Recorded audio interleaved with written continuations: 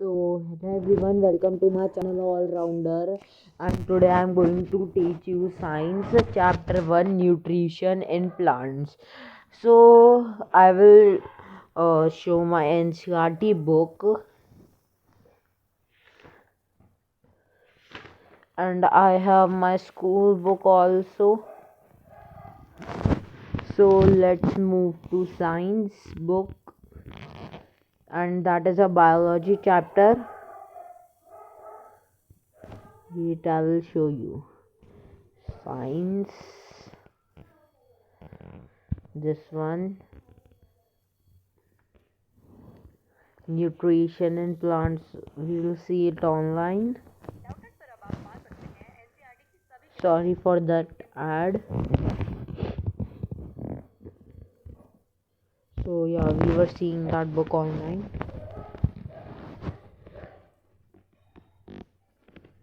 Just loading. Yes, chapter number 1, nutrition in plants, page number 1. So, in this book, we are going to know that how plants are given the nutrition and the mode of nutrition in plants and how the plants make their food and other organisms. So, let's see. In class 6, you have learned about the food. I will go to the straight direct points.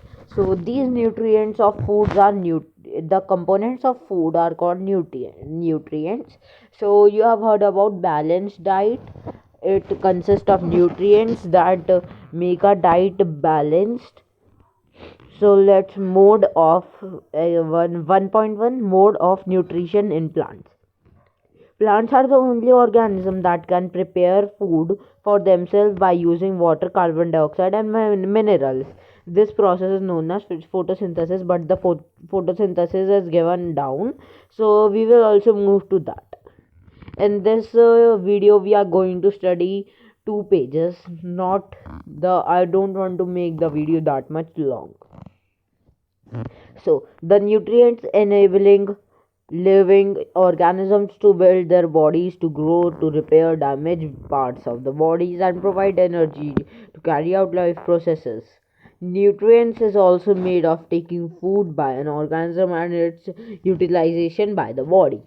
In this para, we are getting to know that nutrition gives us energy and utilized by our body. And when we will move further in science and in bio, we will learn that about in next chapter. I think we will learn that the like if we eat burger. Suppose if we eat burger also have some healthy components, and that healthy components is utilized by our body for further growth, and the other materials, other waste products are thrown out. And this how it is thrown out we will also study in the further chapters. So the mode of nutrition in which organisms may food themselves from simple substances is also called autotrophic, and therefore plants are called autotrophs. Here we are getting to know that the one mode of nutrition in plants is autotrophic. Means auto means self, trophs means nourishment. So the plants which make their food by our own, like the process photosynthesis, is an example of autotrophic nutrition, and in autotrophs the example is green plants. Let's move to next. I will show you where I'm reading now from here. Animals and most other organisms, sorry, animals and most other organisms take in food prepared by plants. They are called heterotrophs. The next mode of nutrition is heterotrophs. It means that the plants who are dependent on other plants for nutrition. The example can be pitcher plant. It is dependent on other insects. So let's move. Now we may ask where the food factories of plants are located. Wherever the food is made in all parts of the plant only contain certain parts. How do plants obtain the raw material from the surroundings? How do they transport them to the food factories to the plant? Now you don't think that like we have the factory of plastic, factory of chocolate. We don't have that factory. The plant and its structure inside is called a factory. So let's move to 1.2, photosynthesis, food making process in plants. Leaves are the food factories. I told that. Don't imagine the real factories now building up in the cities. The leaves are only called the food factories of the plant. Therefore, all the raw material must reach the leaves. So, the raw material that are observed from the soil need to be reached to the leaves so that the leaves can process it and make the food. Now, water and minerals present in the soil are absorbed by the roots and transported to the leaves.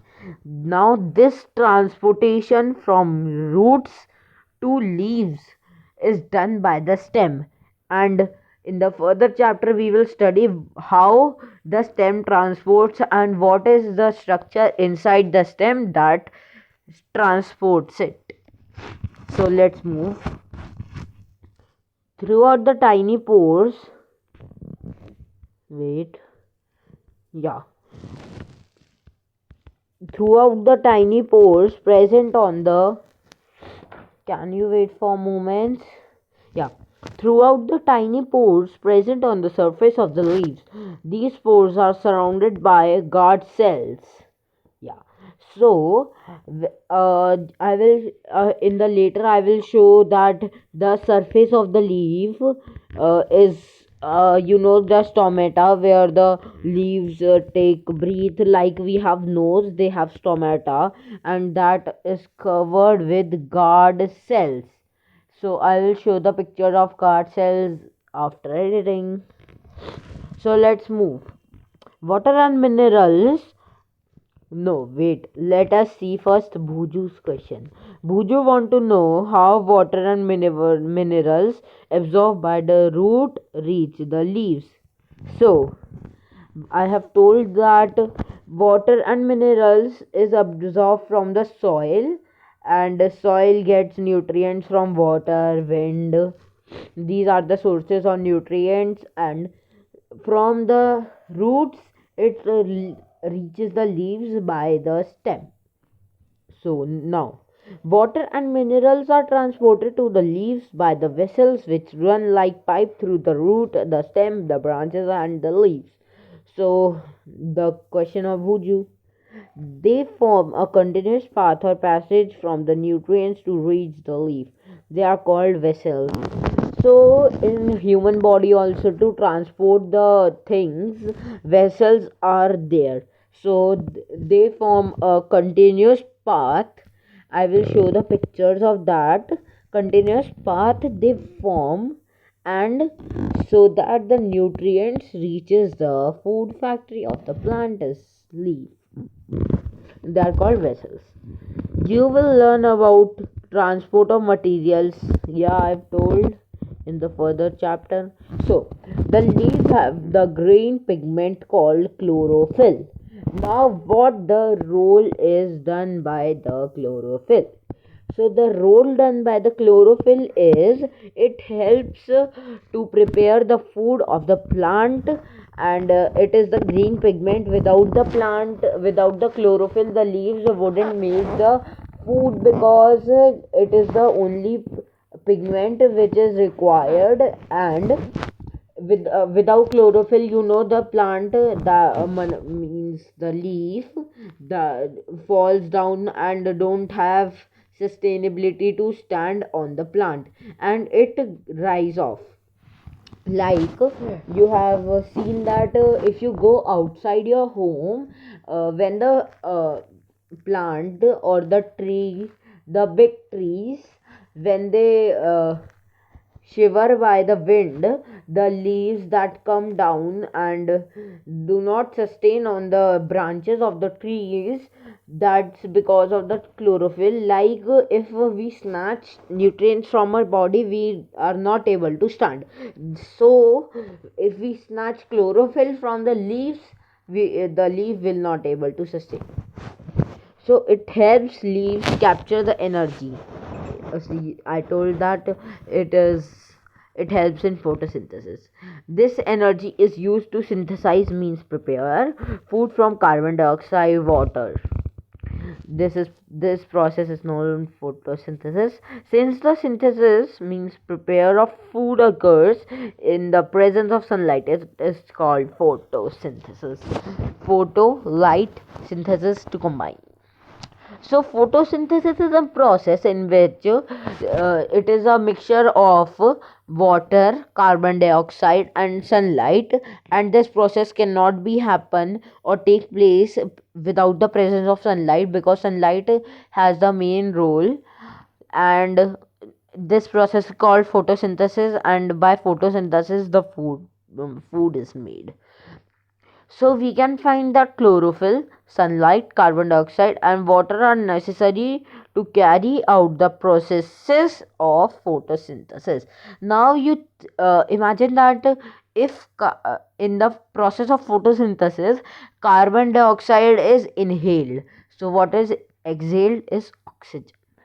So it is a unique process on Earth. The solar energy is captured by the leaf and stored in the plant in the form of food. The photosynthesis. The sun is the ultimate source of energy for all living organisms. In the first class, in the second, first, from every class, we are getting to know that the ultimate source of energy is sun. I'll repeat, ultimate source of energy is sun. So can you imagine life on the earth in the absence of photosynthesis? No, we can't. We can't. Because photosynthesis is attached to our life. Because if the plant will not make food, how we will get fruits to eat? Now the people will think we will get meat or non-veg. So from where do the meat come? By eating the grass, vegetables. When the vegetables not come, the grass will the animals, herbivores animal will not survive. And when the herbivores animal will not survive, then the omnivores animals will also survive. So there is a chain. So in the absence of photosynthesis, there would be not be any food. I told you, I explained you. The survival of almost all living organisms, directly or indirectly, depends on the food made by plants. So I explained you that when the herbivores animal will not get the food, then the omnivores will not get the. When the omnivores will not get the, then the meat will also not come. Besides oxygen, which is the essential for survival. You know, oxygen is the gas which is need for survival of. So I will tell you that oxygen in the atmosphere is present in the amount of 21%. I hope all of you knows. So survival of all organism is produced during photosynthesis. In the absence of photosynthesis, life would be impossible on earth. I explained it already.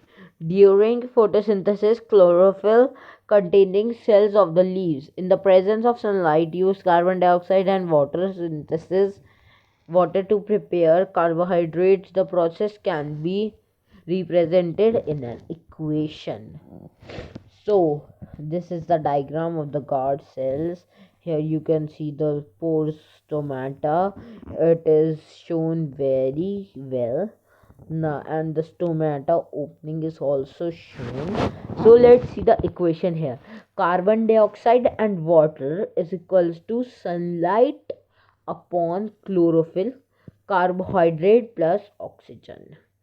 So this equation means that when the carbon dioxide is mixed with water, then the sunlight is gone. Sunlight's energy is stored in the chlorophyll. Then the carbohydrates is formed plus oxygen. So you have seen the image.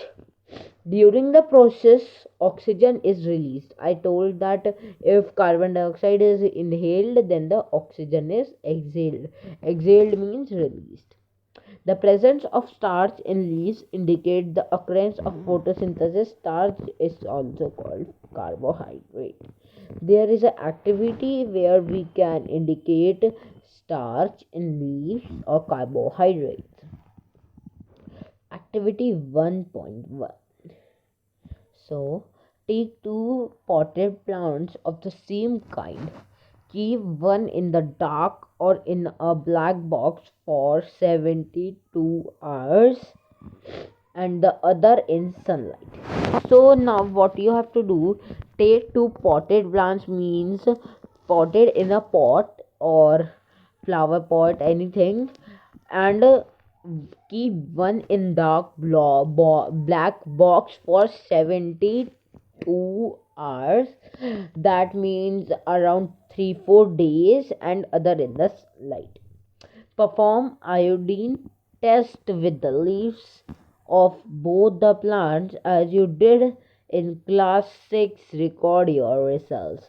Now leave the pot which was earlier kept in the dark in the sunlight for 3-4 days, and perform the iodine test again on the leaves.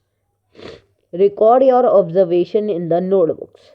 Now what we have to do, we have to make a iodine test as we did in class 6. I remember it. And the in which we have to in which the plant which we have kept in the dark in the sun and the other in the sunlight, so take them both and take them on the table and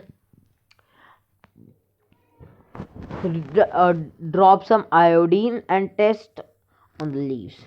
Record your observation on the notebook. The leaves other than green also have chlorophyll. The leaves which have do not the color as green have also the chlorophyll is also present. The large amount of red, brown, and other pigment masks the green color. Photosynthesis takes place in these leaves also. Like we are going to see the leaves here, over here. I will mark it. Maybe you can see the diagram here.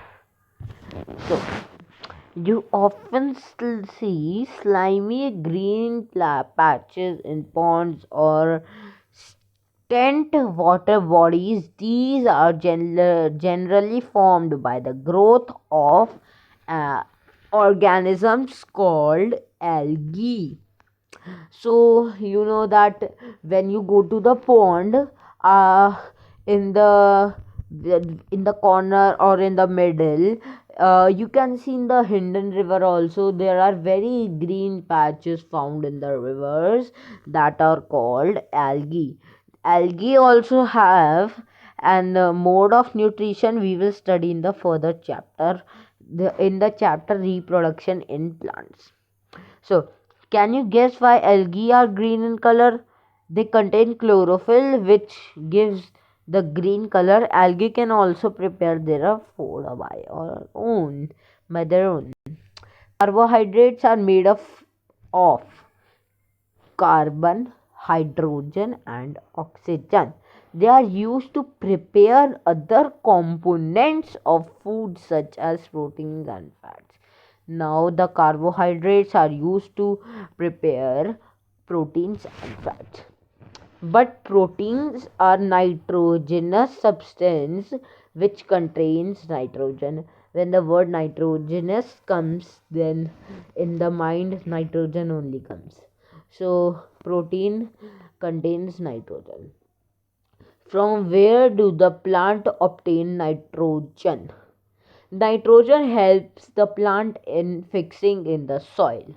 Recall that nitrogen is present in the abundance. Nitrogen is present in the amount of 78 or 79%. So, plants cannot absorb nitrogen in this form.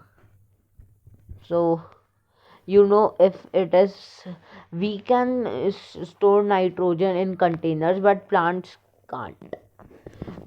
Plant soil has certain bacteria that converts gaseous nitrogen into a usable form and release into the soil.